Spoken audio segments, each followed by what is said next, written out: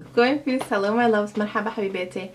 Okay, we are bare skinned at the end of a day, like a day, you know, like the capital D days, to sit and chat with you guys. I haven't done one of these chatty videos in a while, and yeah, I think I want to sit and do one today. I was gonna say I used to do these all the time. I didn't. I've done a couple of these before where I've talked about different things and just sat and chatted with you.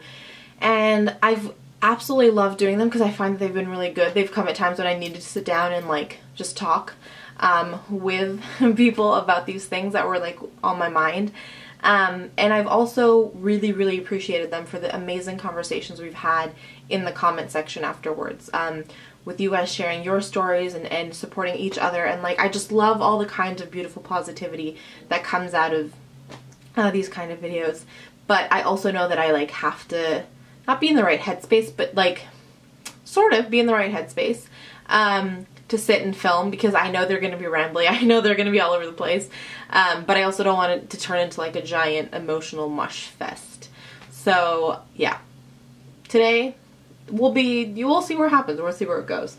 I like have an idea of where I want to go with this, but anyways, let's just get started.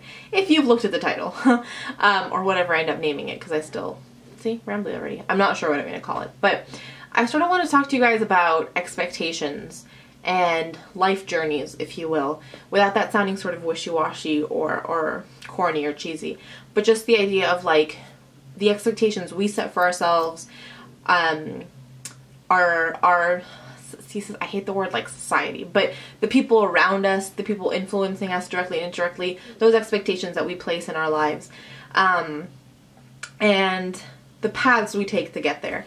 So I guess I am sitting here to tell you this because, as you all may or may not know, I've spent the past year going back to school, getting my master's, and all that kind of stuff. So at this point, I'm at a crossroads where I'm almost done with that, and it's what comes next and all that kind of stuff. And so there obviously has been a lot on my mind about what does come next, and lots of times of feeling insecure about like, am I doing enough? Am I on the right track? I don't know. There are days where I feel like I am having like a quarter life crisis because I'm not sure about where I'm going, and I'm constantly comparing myself to other people and to their journeys and their, you know, points in life. And so there are a couple things I want to talk about, and a couple things that, yeah, I want to touch on. So I guess the first is, I think when I have those moments of insecurity, when I'm not quite sure, and so that usually comes out of either a setback, like, I don't know, I applied to something, I didn't get it, or just in life, like this happens in life in general, or I got a bad grade or a bad review or something bad, you know what I mean? Like that kind of like a quote unquote failure comes into my life. I start getting down on myself, and then that's the point at which I'll like, I don't know, start comparing myself to other people. And I think what I forget a lot of the time is that like what you see on the outside and what you see on like a LinkedIn or a Twitter update or whatever, or a Facebook update, for the most part is people at their highlight. Like when you're comparing yourself against those highlights, you're just seeing the highlights. So you're not seeing their moments of struggle or their moments of insecurity or whatever. And so it's not fair. Who said this one time? I saw it on social media somewhere where it was like, you're comparing the highlights of their film to the B-roll of yours, where it's like you're not maybe at your 100, you're having a bad day, but you're comparing it to other people's 100. So it's not really a fair comparison. And so that's, I guess, the first thing that I would like remind myself and encourage us all to do more of. But I think the biggest thing that I've realized, and the sort of the incentive for me to want to sit down and film this video, as much for a personal reminder as it is to like, if it speaks to anyone else, that would be phenomenal. But I think what I've learned the hardest is that in your moments of like deepest sadness, like in those moments where you just feel really at your lowest, you're feeling that on your own. Like that's all you. Obviously the people that are really close to you and that are your ride or dies are with, and I mean that in like a really, you know, not like a silly way. Like, I mean, like those people that are will stand by your side and will hold your hand and will call you and all that kind of stuff. But in those moments of like, you're actually completely by yourself. These people you're comparing yourselves to, or these people that are setting these expectations of you have to be here when you're this age and doing this when you're this age or whatever, they're not there. They're not there to hold you and to brush you off and help you get back up. It's you. It's you and the people that matter most to you. And so you have to do things that feeds your happy. Because in whatever path you choose in life, even if you're doing something you absolutely adore, you're gonna have those days. And so if you're not the one making the decision on where your life is going, like you're living someone else's path, it's gonna be really hard to dust yourself off in those moments. You can also be happy in a non-conventional path, right? And so I guess what I'm trying to get at is like, I had an idea of what like the trajectory of my life would take, and it's not exactly taking that specific trajectory, and not for any other reason than for the fact that different opportunities that I ever imagined came to be. And so if I hadn't let myself be open to those kinds of different paths or those different experiences, I wouldn't have gotten to experience some of the most beautiful, happy days of my life. And so that's really what I mean by it, is if you live this life that's rigid, that sort of, you know, the Robert Frost poem, like the path most, like the, oh my gosh, you know, two roads diverge in yellow wood.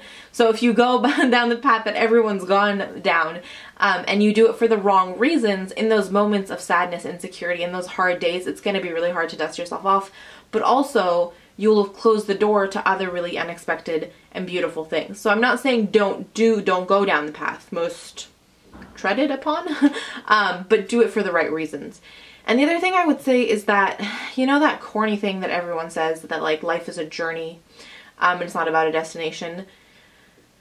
Life is a journey, and it's not about a destination. It's something I have to constantly remind myself of, because I am very like task and next step oriented, and not knowing what comes next, A, scares me, and B, sometimes just, you know, throws me into the state of chaos where I'm like, no, what's next? Like, what? Okay, what's coming up? But I've realized that in the moments when I live my life like that, I miss out on so much happening around me. And so it's honestly one of the reasons I do my Points of Positivity every day with you guys here, and then on the days that I don't film, like every day in a journal or something, because it's important to realize that life happens in those moments in the in-between, you know? And if you don't take the time to appreciate it, how much time are you missing? And then the other thing that I've realized is that if you don't take time to appreciate it and to like go to that concert or have that conversation with that person or take time to go to dinner with this, you know, with so-and-so, you miss out on possible experiences that can trigger a new idea in your head. You miss out on meeting a new individual that might introduce you to an opportunity. As corny as it sounds, when you're sort of more open, you're just open to everything. You're open to having new experiences that are going to bring you such satisfying happiness, but you're also open to things that can be new experiences, that can be that next step in your life. And so, yeah. I don't know. I think I was hoping I wasn't going to be rambling all over the place, but I'm sort of rambling all over the place. I guess what I'm trying to say is just be open and be receptive and focus on positivity even when it's hard, and appreciate, I guess the other thing I'm even trying to remind myself of constantly, appreciate that little things can make you even happier than big milestones that other people set for you. So I'm trying to think of an experience.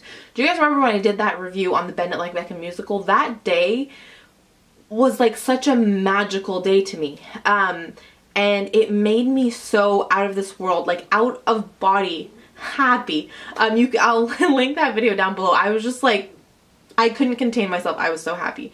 And there are days that are supposed to be like milestones, like days that, I don't know, not like graduation day was a big day, but like the day you get your first paycheck, or the day you got an A on a paper, you know what I mean? Like there are maybe more traditional milestones that I should have been happier in, but I wasn't necessarily, you know what I mean? So we have this idea of how we value things that I think can be a little bit off sometimes. So just be in tune to what makes you happy and try to do as much of that as possible. That doesn't mean sort of quit a job that doesn't make you happy if you can't do it, like if you can't, you know, financially or whatever do it, but make sure that in between of that job you're doing things that feed your soul. I'm just being rambly. I am. And I keep trying to talk more to make more sense, but I don't know if I am. So if any of this made sense, please let us know down below what made sense and what resonated, or share with us your thoughts about, you know, how to try to break free of the mold that expectations, like I guess that's it, is that I know that sometimes I let expectations, as much the ones I put on myself as other people sort of indirectly maybe inform, I let those hold me down and stress me out and not let me sort of be open to new things and not let me be completely happy because I'm chasing that end goal. So yeah, let us know what you guys do and how you sort of embrace your happiness and all that kind of stuff. Okay, I've sufficiently tried to ramble and yeah, get there. I'm gonna collect my thoughts, see if there was anything else, but if there wasn't, I'm gonna come back from some points of positivity. Okay, I think that's it. But share your thoughts on your rambles down below with us, please. My 3 points of positivity for the day. So the first is a slumber party. I'm excited to like go full on like middle school slumber party mode with my sister tonight, so we're gonna go do that. Hand in hand with that, my second point of positivity is the cookies that I baked. I baked cookies, you guys. And I'm gonna take over there. And then my third point of positivity is all the great TV we have to catch up on. I'm so excited. Little happinesses, you see what I mean? But that is it for me today. I want to send you guys so much positivity, so much joy. Thank you for hanging out and being part of this awesome discussion and this, like, you know, circle of happiness and love. And I just want to remind you that life is just way too short to wear boring lipstick. Bye, guys.